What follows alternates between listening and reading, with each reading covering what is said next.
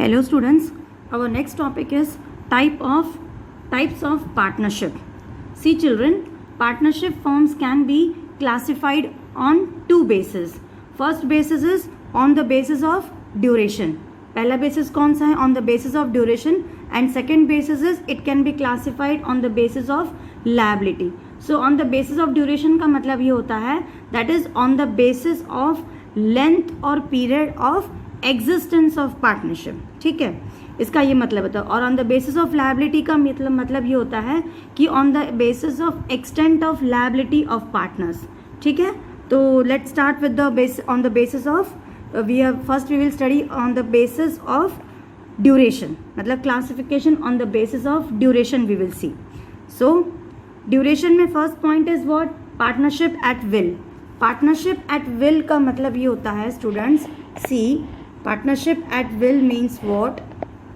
I hope you can see it from your textbook. It's not able to focus over here. Partnership at will मतलब कि कोई भी the life of this type of partnership, इस type की जो partnership deed होती है, इसकी जो लाइफ होती है, it will depend upon the will of the partner. Will मतलब पार्टनर्स की मर्जी के ऊपर डिपेंड करता है. The partnership can be dissolve मतलब ये पार्टनरशिप किसी भी समय ख़त्म हो सकती है at the desire of any partner. कोई भी पार्टनर चाहे और वो notice they they, so they can dissolve this partnership. This type of partnership is not for a fixed period. ये वाली जो पार्टनरशिप है किसी कोई फिक्स पीरियड के लिए नहीं है. ठीक है, और for during a particular fixed venture या फिर कोई एक particular, it is not for a fixed particular venture. Then second is on the basis of duration में सेकेंड टाइप आता है पर्टिकुलर पार्टनरशिप. अब देखो, पर्टिकुलर पार्टनरशिप का मतलब ये होता है कि it is the one in which मतलब which is form to accomplish. ये किस लिए बनाई हुई है? It is form to accomplish a particular project. कोई एक पर्टिकुलर प्रोजेक्ट बनाने के लिए मान लो कोई पार्टनरशिप बनती है, उसको बोलते हैं on the basis of particular partnership. ठीक है, कोई पर्टिकुलर प्रोजेक्ट बनाना हो या फिर कोई एक एक्टिविटी कैरी करनी हो, कोई एक एक्टिविटी के लिए मान लो कुछ पार्टनर्स इकट्ठे होते हैं. ठीक है, तो वो एक हो गया. For a specific period of time, हमेशा के लिए नहीं है, सिर्फ कुछ पीरियड ऑफ टाइम के लिए लोग आते हैं. So it will dissolve automatically at the expiry of fixed period. इस टाइप की जो पार्टनरशिप है ऑटोमेटिकली डिजॉल्व कब हो जाएगी? जब then there is an expiry of fixed period और कंप्लीशन ऑफ प्रोजेक्ट. मान लो कोई कंपनी है जिनको कोई प्रोजेक्ट मिला है, कोई नया प्रोजेक्ट उन्हें मिला है और उसमें उन्हें कुछ उसमें दो पार्टनर्स जो हैं वो मिलके कुछ उसमें काम कर रहे हैं. तो as the project will get over, this particular type of partnership will get dissolve. एक और एक एग्जांपल देखो कि partnership done for the construction. जो रोड पे आप लोगों ने देखा होगा डैम्स कंस्ट्रक्ट होते हैं या रोड कंस्ट्रक्ट होते हैं. मान लो किसी प्राइवेट कंपनी को गवर्नमेंट दे देती है कि आप लोग इसको कंस्ट्रक्ट करिए, तो जो लोगों के बीच में जो पार्टनरशिप होती है that partnership comes under particular partnership. So this type of work comes under particular partnership. Then next is classification on the basis of liability. So first classification is general partnership.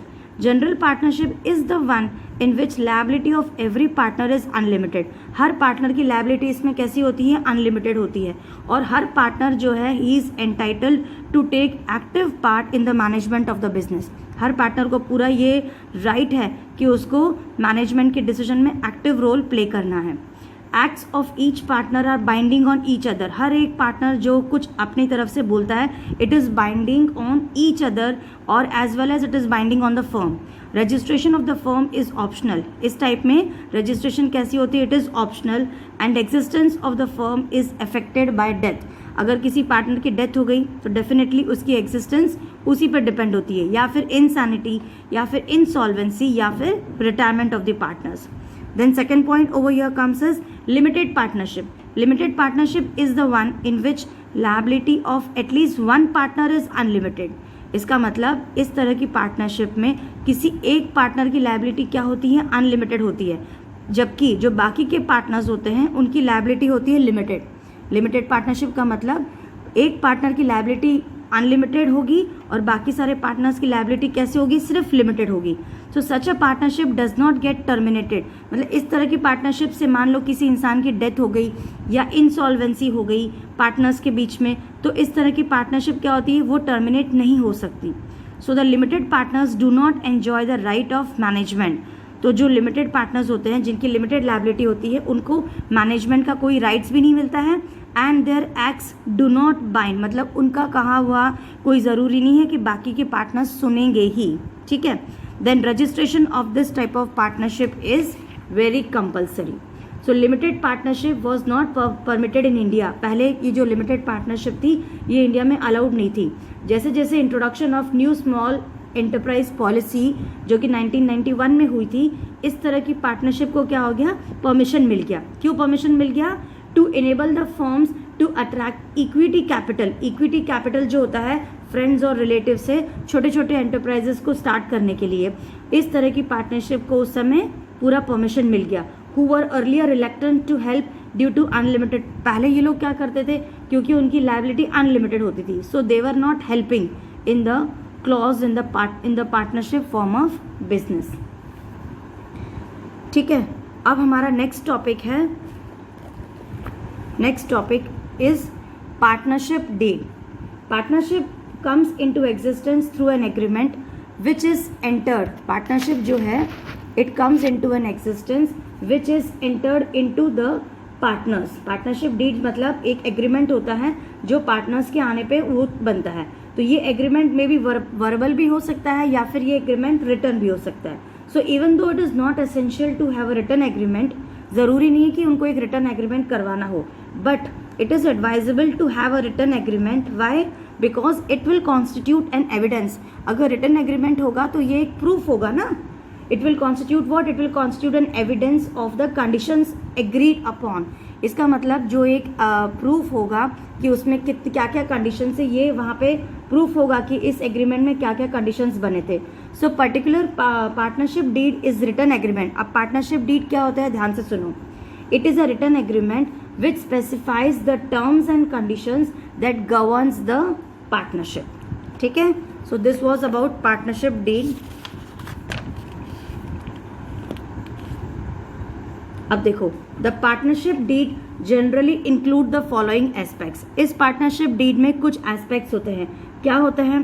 पहला है name of the firm, फिर होता है nature of business and location of the business, then comes duration of the business, then comes investment made by each partner. ठीक है, उसके बाद आपका होगा distribution of profits and losses, then duties and obligations of the partners, then salaries and withdrawals of the partners, then terms governing admission, retirement and expulsion of a partner, then interest on capital and interest on drawings, then procedure for dissolution of the firm, then preparation of accounts and their auditing, and the last is method of solving the disputes। so what is ये सब क्या है? ये सब partnership deed में included होती है ये सारी चीज़ें। ठीक है, in the next video we are going to study about new topic that is registration। so students, our next topic is registration। see, registration किसका? registration of a partnership firm। so registration of a firm, of a partnership firm means what? entering the firm's name, firm का नाम, along with the relevant prescribed particulars in the registers of the firm which is kept with the registrar of firm। जो firms का जो registrar होता है वहाँ पे क्या होता है, जब पार्टनरशिप का रजिस्ट्रेशन होता है तो उसमें क्या होंगे, it will carry the names of the firm, firm का नाम उसमें एंटर होगा along with the relevant prescribe details. कौन कौन से बाकी जो भी पार्टनरशिप पार्टनर्स के डिटेल्स है ये सब कहा होगा। It will be registered in the register of firms which is kept by the registrar of firms. Now see students, अब ये रजिस्ट्रेशन कराना क्यों ज़रूरी है, means what is the need for this registration. ये देखो, रजिस्ट्रेशन की ज़रूरत इसलिए पड़ती है because registration provide one conclusive proof. कोई एक प्रूफ होता है ना कि एग्जिस्ट कोई पार्टनरशिप अगर एग्जिस्ट हो रही है तो अगर हम उसका रजिस्ट्रेशन करवा देंगे तो there is a proof. So it is at the option for a partnership firm to get registered. ये कंपलसरी नहीं होता है, ये ऑप्शन होता है किसी भी पार्टनरशिप फर्म को कि अपने आप को रजिस्टर्ड करवाना। जबकि non registration deprives the firm from the number of benefits. अगर नहीं रजिस्टर करवाते हैं तो उनको जो बेनिफिट्स मिलते हैं रजिस्ट्रेशन करवाने के वो उन्हें नहीं मिलेंगे। So the consequences of non registration, अगर कोई पार्टनरशिप फर्म अपनी फर्म को रजिस्टर नहीं करवाती है तो उनके कॉन्सिक्वेंसेज क्या है, सुनो। पहला कॉन्सिक्वेंस ये है कि a partner of N unregistered firm cannot file a suit against the firm of the other firms. अगर कोई पार्टनर है जो कि अनरजिस्टर्ड फर्म का पार्टनर है, वो कोई भी केस फाइल नहीं कर सकता है किसके खिलाफ, against the firm of other partners. मान लो कभी कोई डिस्प्यूट हो जाता है फर्म्स के बीच या कोई और दूसरी फर्म के लिए उनका डिस्प्यूट हो जाता है तो वो केस फाइल नहीं कर सकते हैं, ठीक है। Then a partner cannot file the suit against third party, against a third party also they cannot file the suit. Then a firm cannot file a case against the partners, तो जो firm है वो भी किसी partners के खिलाफ case नहीं file कर सकती। So in the view of these consequences it is very much advisable to get the firm registered, ठीक है। अब the procedure for getting the firm registered, firm के रजिस्ट्रेशन के लिए देखो कुछ प्रोसीजर दिया हुआ है। क्या है प्रोसीजर? एप्लीकेशन फॉर्म को सबमिट करना है एक प्रिस्क्राइब्ड फॉर्म में, कहाँ पे, to the registrar of the firm. The application should be signed by all the partners, जितने भी पार्टनर्स हैं उनको साइन करना है, और they should contain the following particulars. क्या क्या उसमें होना चाहिए फॉर्म में?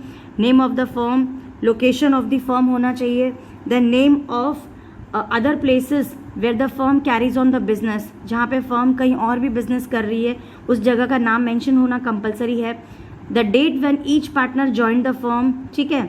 Then names and addresses of the partners, then duration of the partnership firm, deposit of the required fees with the registrar of the firms. किसी भी चीज़ का हम रजिस्ट्रेशन करने जाते हैं रजिस्ट्रार ऑफिस में तो हमें एक रजिस्ट्रेशन या फिर डिपॉजिट फीस सबमिट करनी होती है। So the registrar will approve, after approval what he will do, he will make an entry in the register of firms. एक फर्म्स का उनका रजिस्टर होता है, अप्रूवल होने के बाद he will make an entry and he will subsequently issue a certificate of registration. जब वो देखेगा कि सारे डॉक्यूमेंट्स रेलिवेंट है, सब चीज़ें आपने मेंशन कर दी है, तो आपकी फर्म को वहाँ पे क्या मिल जाएगा, एक सर्टिफिकेट ऑफ रजिस्ट्रेशन मिल जाएगा, ठीक है। यहाँ तक पूरा समझ में आ गया कि फर्म का रजिस्टर्ड करवाना क्यों ज़रूरी होता है। सो this was all in today's video. In our next video, students, we are going to study about the next topic, that is cooperative society.